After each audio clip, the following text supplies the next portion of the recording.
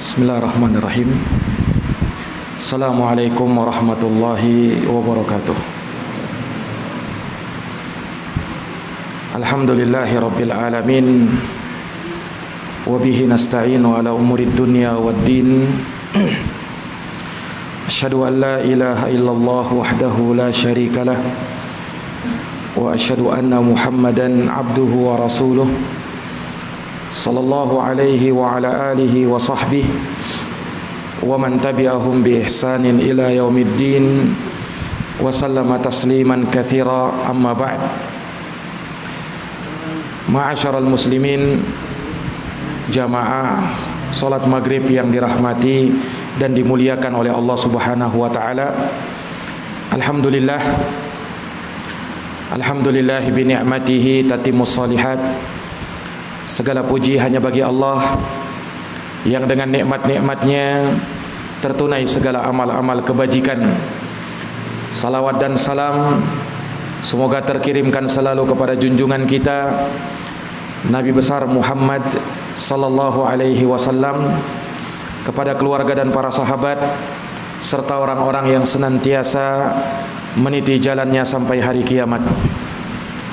Para hadirin jamaah Masjid Al-Husna yang dimuliakan oleh Allah Subhanahu wa taala, pada malam hari ini seperti biasa kita akan lanjutkan kembali pembahasan dari tafsir juz amma, dan kita masih dalam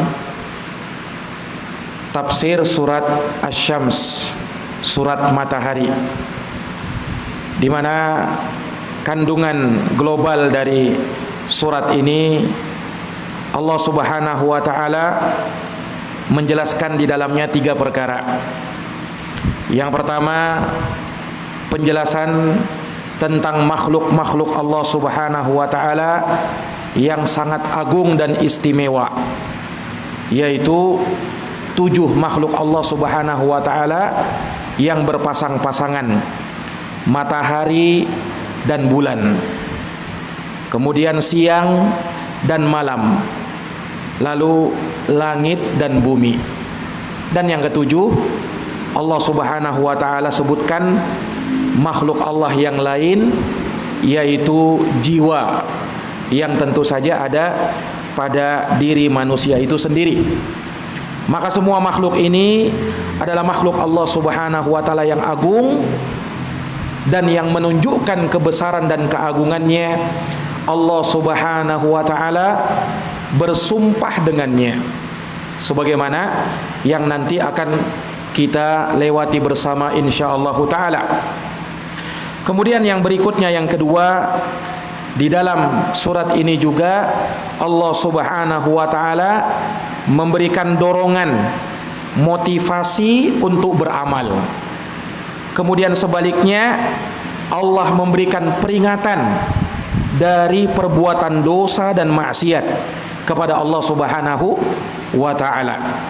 Dan itu bisa kita baca di ayat yang ke-9 dan ke-10 dari surat ini, di mana Allah menegaskan qad aflaha man zakkaha wa qad khaba man dassaha. Sungguh, kata Allah, telah beruntung orang-orang yang mensucikan dirinya, dan merugi, kata Allah, orang-orang yang mengotori dirinya. Ini sebagai motivasi, dorongan untuk kita melakukan amalan-amal yang bisa mensucikan jiwa kita dan menjauhi dosa-dosa yang mana dosa itu bisa mengotori jiwa kita. Allah Subhanahu wa taala sebutkan di dalam surat ini. Kemudian berikutnya yang ketiga, di dalam surat ini juga berisi ancaman dari orang-orang musyrikin, bahwa manakala Allah Subhanahu wa taala telah menimpakan azab, siksaan kepada umat-umat terdahulu, di antaranya kaum Tsamud, umatnya Nabi Saleh alaihi salam, yang durhaka, bermaksiat dan menyekutukan Allah Subhanahu wa taala. Maka Allah timpakan musibah kepada mereka. Maka demikian pula orang-orang musyrikin manakala mereka melakukan perbuatan nista, dosa dan maksiat, apalagi kesyirikan kepada Allah Subhanahu wa taala, maka tidak menutup kemungkinan apa yang telah menimpa umat sebelum kita juga akan menimpa mereka. Nah, ini kandungan global dari surat yang mulia ini, surat Asy-Syams. Para hadirin yang dirahmati dan dimuliakan oleh Allah Subhanahu wa taala, maka Allah membuka surat ini dengan menyebutkan 7 sumpah. Ulama mengatakan tidak ada satu surat di dalam Al-Quran yang awalnya Allah buka dengan banyak sekali sumpah, melainkan surat ini saja, yaitu surat Asy-Syams. Dan tentu saja ketika Allah Subhanahu wa taala menyebutkan sumpah, maka Allah ingin tekankan dari sumpah tersebut permasalahan yang Allah sebutkan setelahnya. Kemudian juga Allah ingin mengingatkan dengan sumpah tersebut betapa pentingnya apa yang akan Allah Subhanahu wa taala sampaikan setelah sumpah itu. Ya, sebagaimana ketika makhluk bersumpah akan sesuatu demi Allah. Apa maksud sumpahnya itu? Untuk menekankan kalau mungkin ada orang yang ragu atau tidak percaya, dikuatkan dengan sumpah demi Allah. Itu satu. Yang kedua, dalam rangka untuk menunjukkan betapa pentingnya perkara yang kita sumpahi tersebut. Nah, ini para jamaah sekalian yang dirahmati dan dimuliakan oleh Allah. Perhatikan, Allah Subhanahu wa taala membuka dengan ayat yang pertama, wasyamsi waduhaha. Telah kita sebutkan ayat ini Allah Subhanahu wa taala bersumpah dengan matahari, waduhaha, dan sinarnya di waktu duha. Maka Allah sebutkan makhluk Allah yang luar biasa, yaitu matahari. Kemudian Allah sebutkan sinarnya di waktu duha, di mana telah kita sebutkan pula bagaimana keistimewaan waktu duha itu. Makanya Allah Subhanahu wa taala buka waktu duha dengan amal ibadah. Ada sholat isyraq, dan di waktu itu juga dianjurkan untuk melaksanakan sholat duha. Sholat di waktu duha, yang kata Rasulullah SAW, sholat duha itu adalah sholatul awwabin, sholat orang-orang yang senantiasa kembali dan bertaubat kepada Allah Subhanahu wa ta'ala. Para hadirin yang dirahmati oleh Allah, maka Allah Subhanahu wa ta'ala menyebutkan di ayat yang kedua, kembali Allah bersumpah dengannya, wal qamari idza talaha, dan demi bulan apabila mengiringi matahari tersebut. Ini juga sudah kita terangkan bagaimana Allah Subhanahu wa taala juga bersumpah dengan makhluknya yang luar biasa setelah matahari. Apa itu? Al-qamar, bulan. Makhluk yang luar biasa, yang di malam hari dia menyinari bumi ini, yang dengannya kita bisa mendapatkan manfaat yang sangat banyak dari sinar bulan tersebut. Dan betapa banyak di dalam Quran Allah Subhanahu wa taala menyebutkan lafaz qamar digandengkan dengan matahari.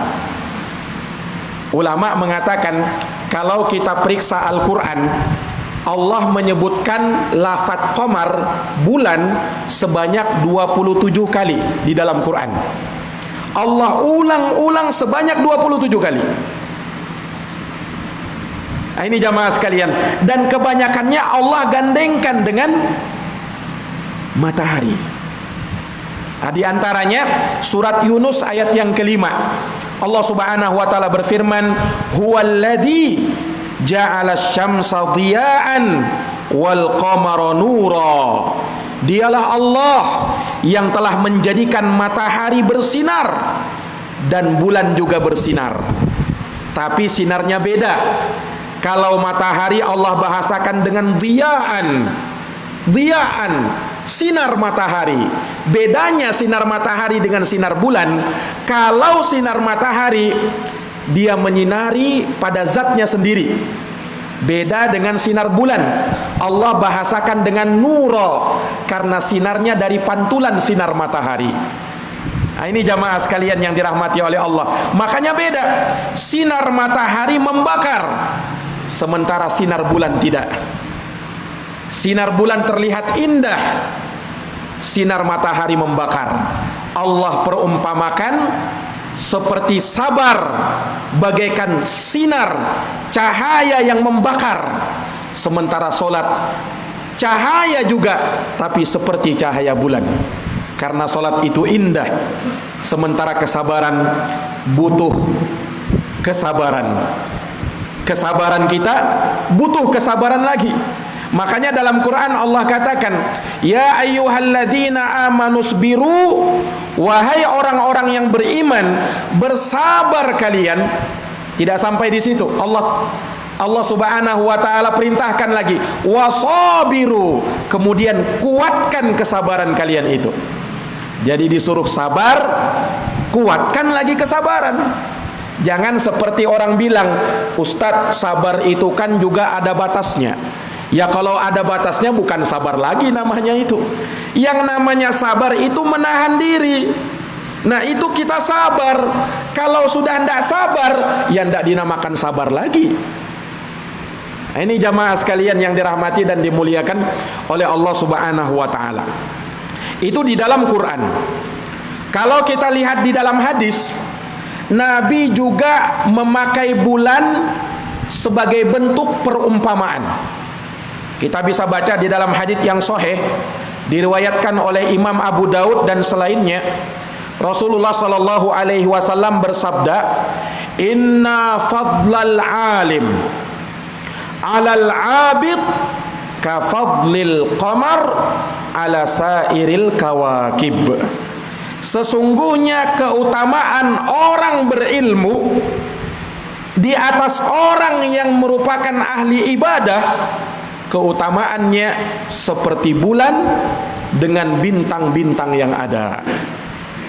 Nah, ini jamaah sekalian, Rasulullah membandingkan antara dua orang ini. Memang masing-masing punya keutamaan.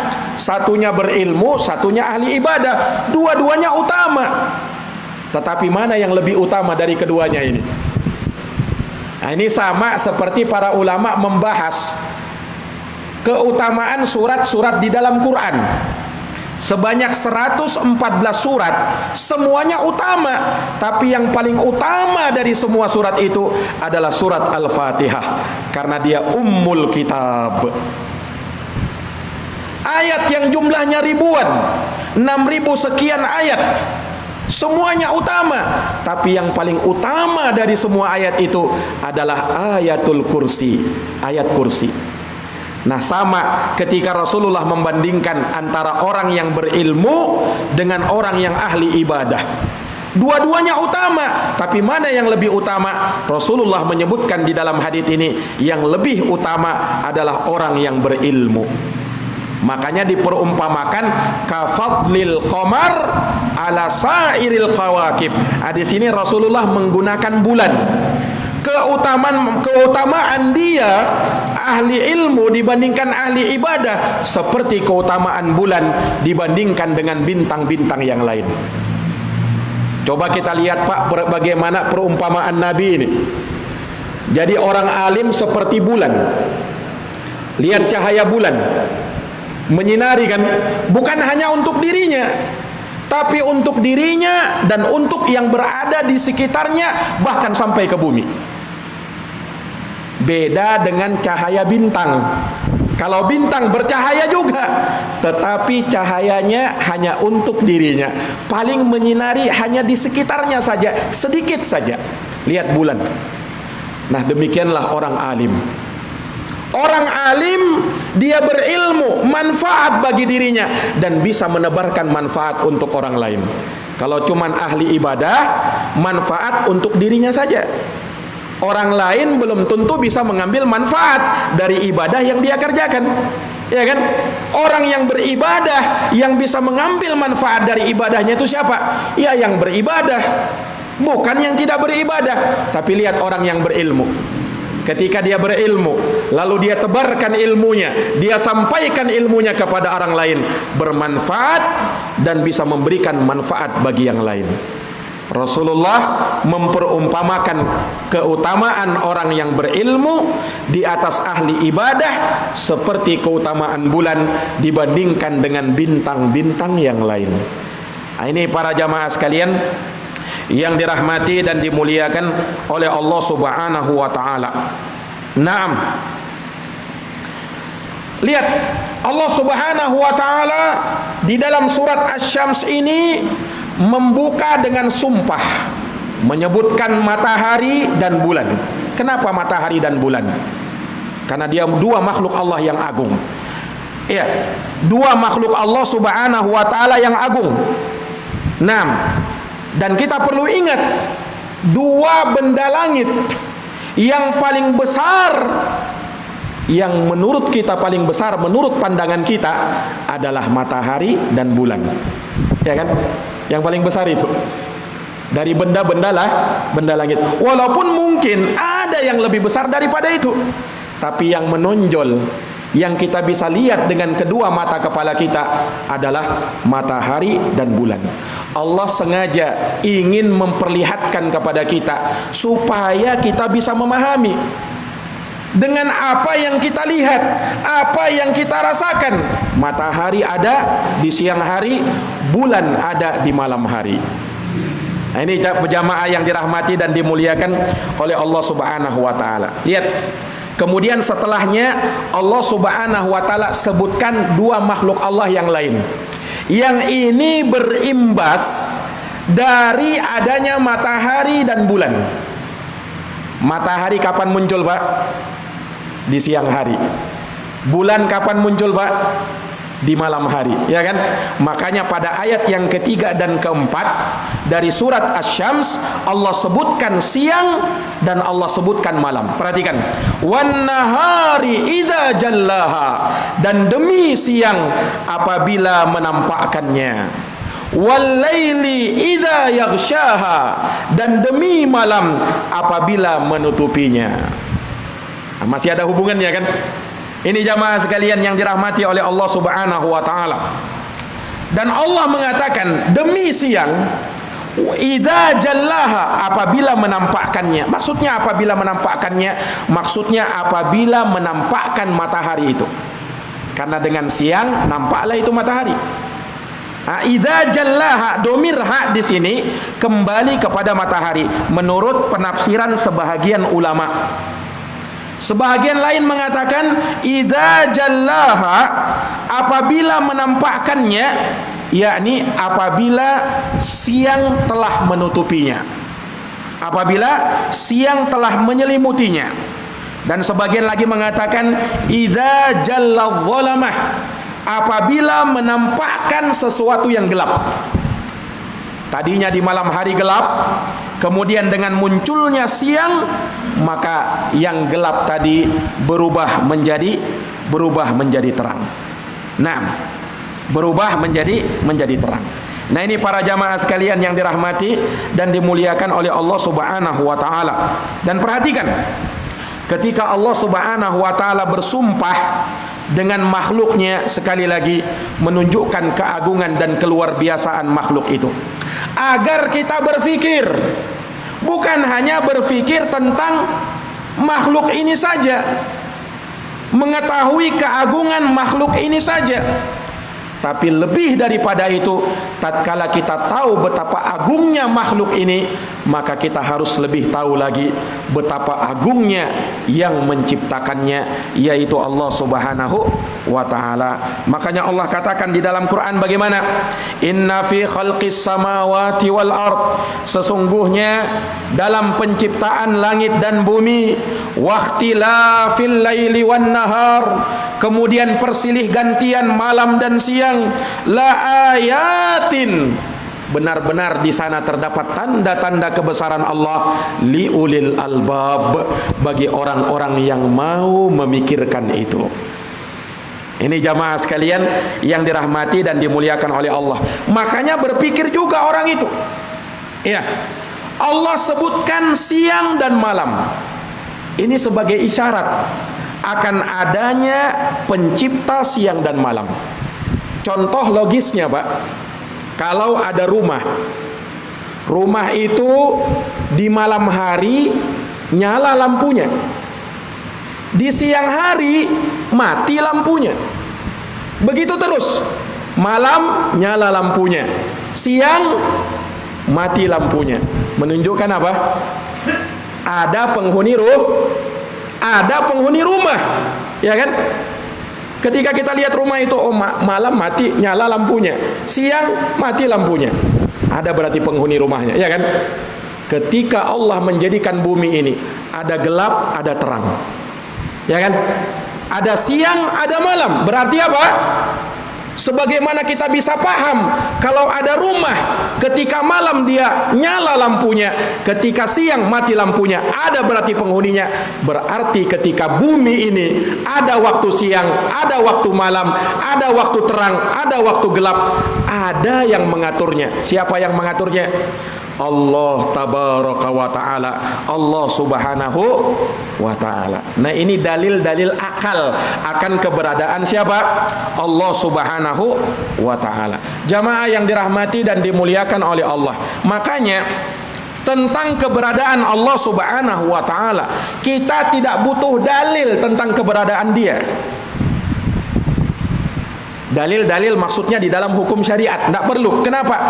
Fitrah menunjukkan akan adanya Allah, akal menunjukkan akan adanya Allah. Makanya pernah diceritakan, Pak, salah seorang imam besar, Imam Abu Hanifah rahimahullah, diajak berdebat orang ateis, komunis yang ngaku tidak percaya Tuhan. Ahli filsafat ini ngajak debat Imam Abu Hanifah.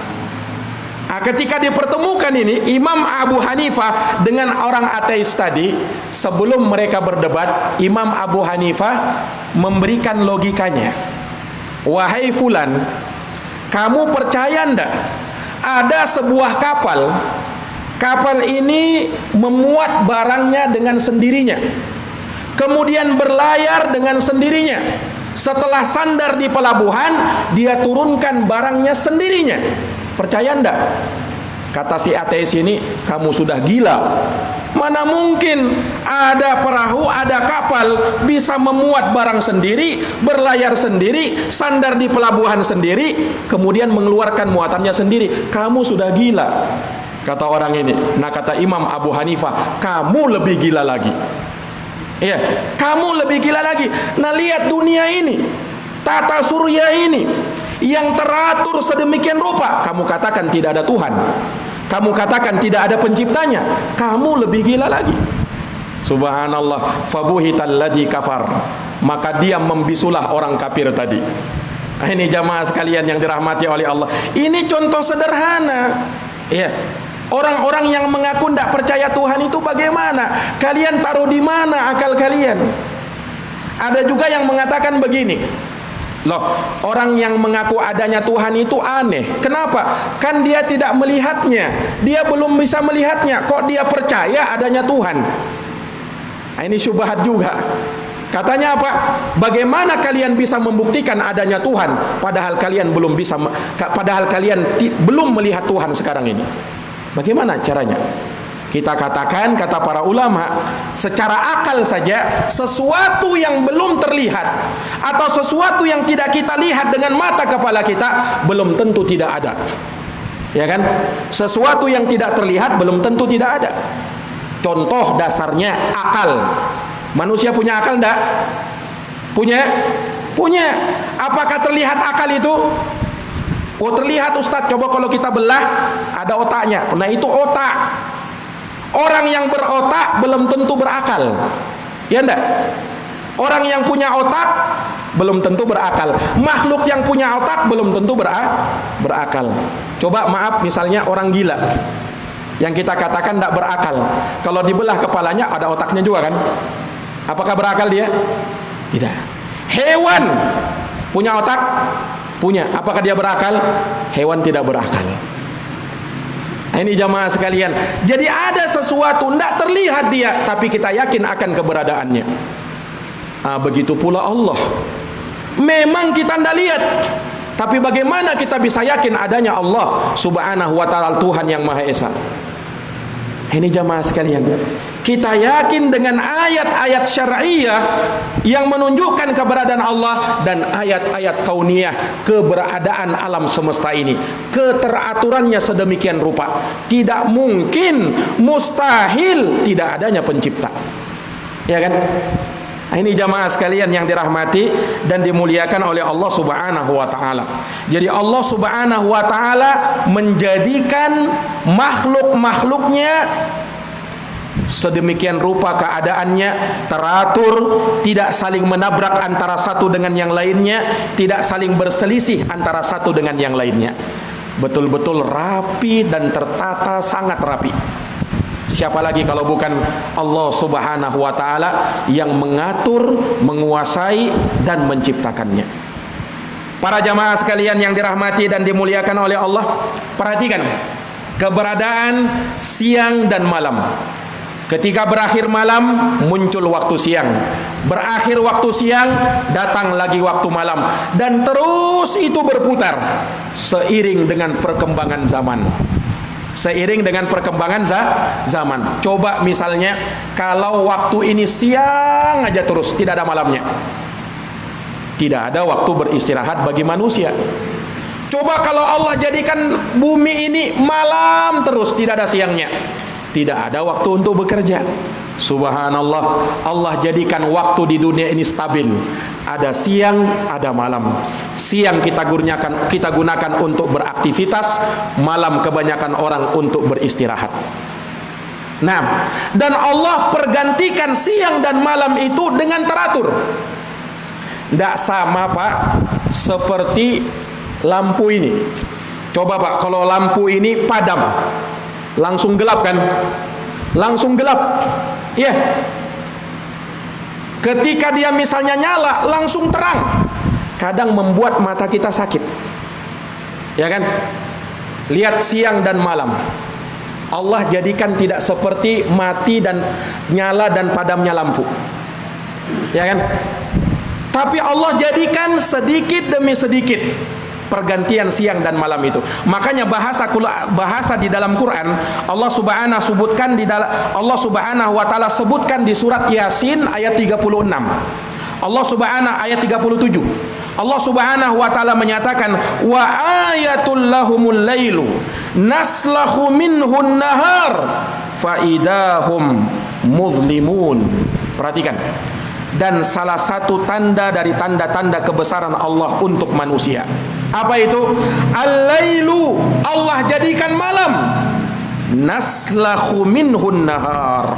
Perhatikan, Allah bahasakan malam, kemudian naslahu minhun nahar, yang dengan malam ini kemudian tertanggal dia, bergantilah waktu siang.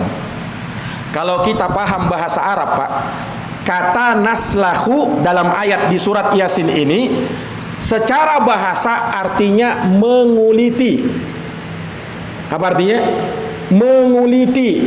Jadi Allah Subhanahu wa taala ketika datang waktu malam berganti waktu siang, kemudian siang datang waktu malam, pergantian itu pelan-pelan, sedikit demi sedikit, seperti orang menguliti daging sapi atau kambing.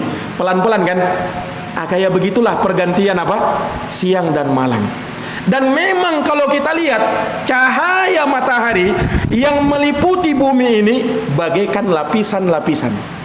Nah, ini juga menunjukkan betapa kebenaran Al-Qur'an itu. Pas bahasanya dijadikan, Allah jadikan siang berganti malam, dikupas oleh Allah Subhanahu wa taala sedikit demi sedikit. Ya kan? Subhanallah. Coba kalau misalnya siang dan malam ini berganti seperti padam dan nyalanya lampu itu, bagaimana mata kita nanti dibuatnya? Ya kan? Lampu saja yang begini, ketika misalnya dia padam, mati padam, sakit mata kita. Subhanallah. Lihat betapa baiknya Allah Subhanahu wa taala kepada hamba-hambanya, menjadikan makhluknya berjalan sedemikian rupa dengan teratur, tertata rapi, semuanya untuk kemaslahatan bagi manusia. Nah ini Pak, supaya kita mulai berpikir, kita ini kan menyaksikan matahari dan bulan tiap hari, tiap malam. Kita ini mendapati waktu siang, waktu malam kan tiap hari, tiap malam. Pernahkah kita berpikir seperti itu? Pernahkah kita berpikir seperti itu? Dengan pergantian siang dan malam, ada matahari dan bulan. Kira-kira untuk apa itu Allah perlihatkan? Nah, di dalam surat Asy-Syams ini atau Allah Subhanahu wa taala ungkap, demi matahari, demi bulan, demi siang, demi malam. Supaya kita perhatikan betul-betul itu. Ini jamaah sekalian yang dirahmati oleh Allah. Kemudian perhatikan, ketika Allah Subhanahu wa taala menyebutkan siang dan malam, kemudian pada ayat yang kelima dan keenam, Allah Subhanahu wa taala kembali menyebutkan dua makhluknya yang berpasangan. Lihat di ayat yang kelima, Pak. Was-samaa'i wa ma banaha. Dan demi langit, wa ma banaha, dan apa yang dibangunnya. Wal ardi wa ma tohaha, dan demi bumi serta penghamparannya. Langit dan bumi. Lihat Pak, subhanallah, kalau kita lihat ini, tempat kita berpijak di mana? Di bumi. Yang menaungi kita selama ini mana? Langit yang berada di atas kita.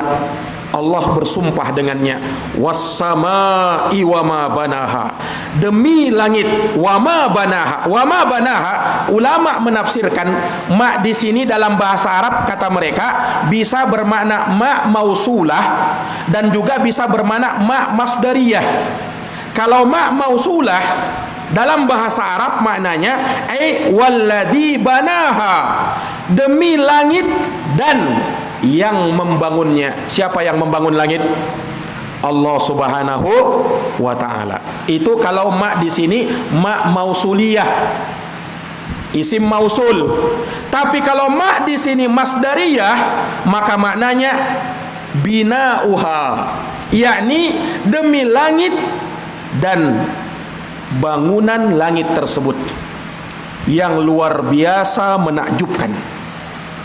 Ini juga maknanya. Jadi kalau dengan makna pertama, Allah bersumpah dengan langit dan dirinya sendiri yang menciptakan langit itu. Kalau makna yang kedua, Allah bersumpah dengan langit serta bangunannya yang sempurna luar biasa.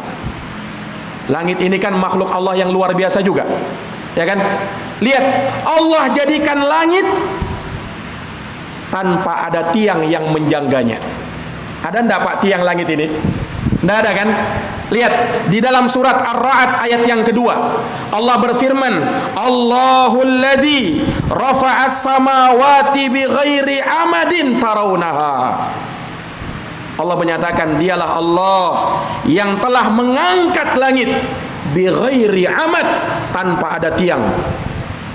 Tanpa ada tiang, tarawunaha, yang kamu bisa lihat. Ada enggak tiang langit ini?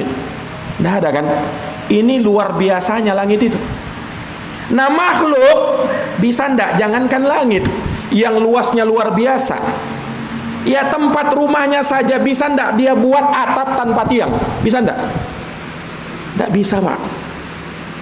Bagaimana dengan langit yang Allah buat luasnya sedemikian rupa tanpa ada tiang? Nah kan kalau yang namanya bangunan semakin luas, harusnya semakin banyak tiangnya kan, supaya kuat. Ya kan? Supaya kuat. Nah, langit yang begitu luasnya ada enggak tiangnya? Luar biasanya langit ini, Pak. Subhanallah. Para jamaah sekalian yang dirahmati oleh Allah, pikirkan itu penciptaan langit. Betapa luar biasanya Allah Subhanahu wa taala bangun. Kemudian bersamaan dengan itu, Allah jadikan langit itu bukan cuma selapis, Pak. Allah jadikan langit itu berapa lapis? 7 lapis. Jangan dipikir 7 lapis itu kayak kue lapis ya. Bukan. Antara satu lapisan dengan lapisan berikutnya, di dalam sebuah hadis disebutkan jarak perjalanan 500 tahun. Antara langit pertama dengan langit kedua perjalanan 500 tahun. Antara langit kedua sampai langit ketiga perjalanan 500 tahun lagi. Antara bumi dengan langit pertama, Nabi juga menyebutkan perjalanan 500 tahun. Makanya ada enggak yang sampai bisa menyentuh langit? Belum ada kan? Belum ada. 500 tahun perjalanan. Nah, itu baru antara bumi dengan langit pertama. Lihat luar biasanya kerajaannya Allah Subhanahu wa taala itu. Di atas langit yang ketujuh ada arsy, singgasananya Allah, dan Allah Subhanahu wa taala istiwa di atasnya. Betapa luar biasanya makhluk ini. Jamaah yang dirahmati dan dimuliakan oleh Allah. Nah, itu baru makhluk Allah yang berupa langit. Bagaimana dengan makhluk yang lainnya? Bagaimana dengan makhluk yang lainnya? Pak, kalau kita menganggap matahari itu luasnya luar biasa, bagaimana dengan langit ini? Luasnya luar biasa kan? Nah, bagaimana dengan kursinya Allah? Bagaimana lagi dengan arsy-nya Allah?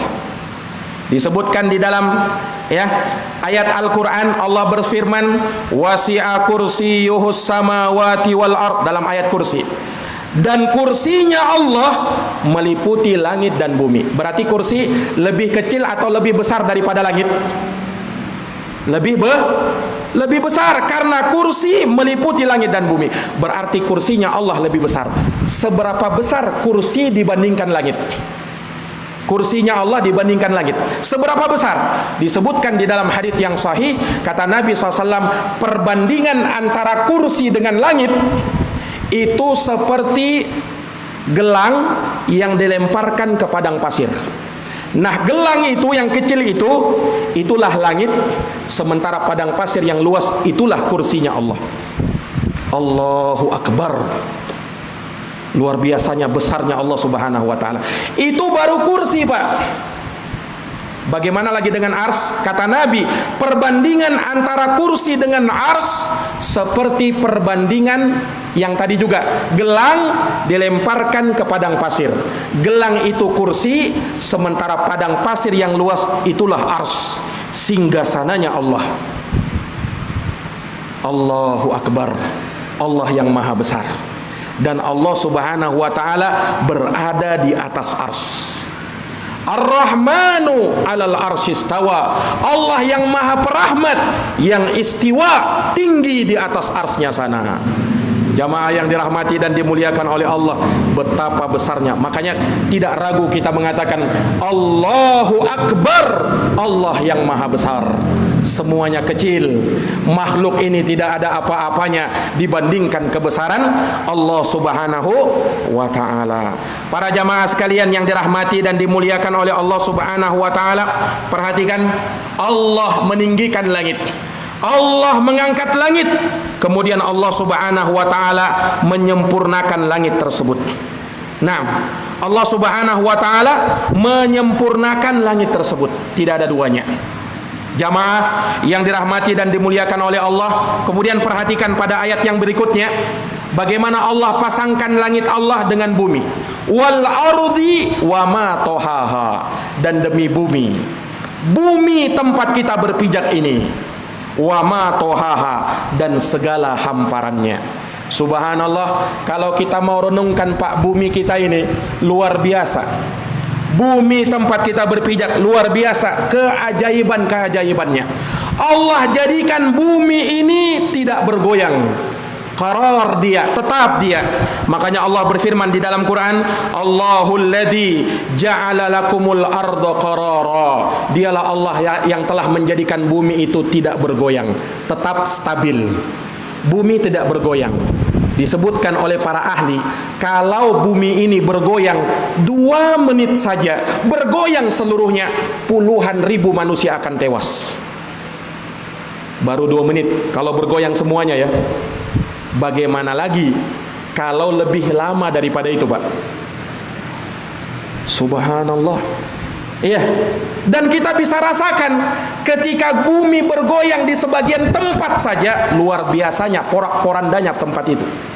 Ya kan? Sudahlah, kita sudah menyaksikan di mana-mana gempa bumi, ya kan? Di negeri kita ini hancur porak-poranda, itu baru di sebagian tempat. Bagaimana kalau bumi ini semuanya bergoyang? 2 menit saja puluhan ribu manusia akan tewas. Bagaimana kalau 1 jam? Subhanallah.